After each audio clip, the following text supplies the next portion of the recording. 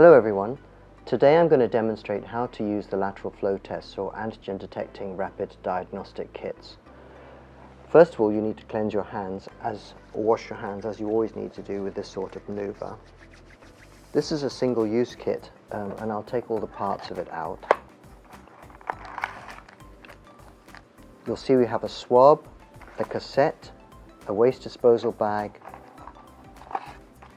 the fluid in a little tube, and the instructions. It's very important that you should read the instructions in order to conduct the test.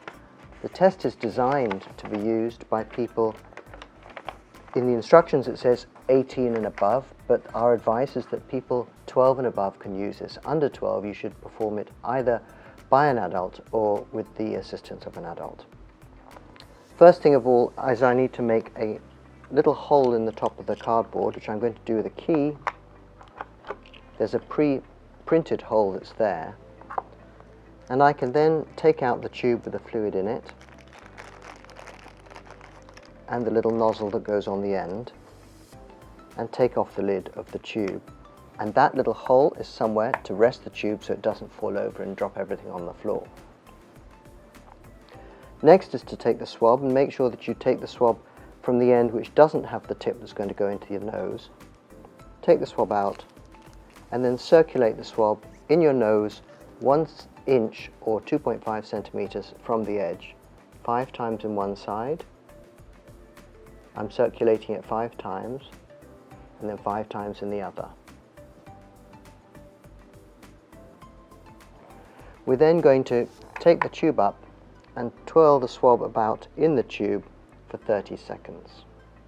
After the 30 seconds, we squeeze the tube and rotate the stick another 5 times to give some pressure to make sure that everything on the swab comes off into the liquid. Finally, we remove the swab and dispose of it carefully and pop the dropper back onto the tube. I'm going to open the test cassette now.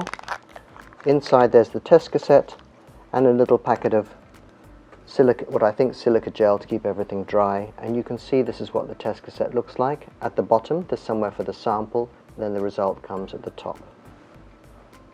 The next stage is for us to put a few drops of the liquid onto the hole marked S for specimen, and I'm going to put 4 drops onto here, and then dispose of this safely into the plastic bag that's marked biohazard.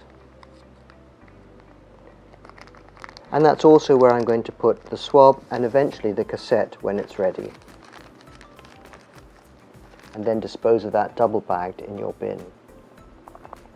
We now have to wait for 15 minutes whilst this develops, and then the cassette needs to be read between 15 and 20 minutes to see whether there is a positive result, a negative result, or one that's equivocal, meaning that the test didn't complete correctly.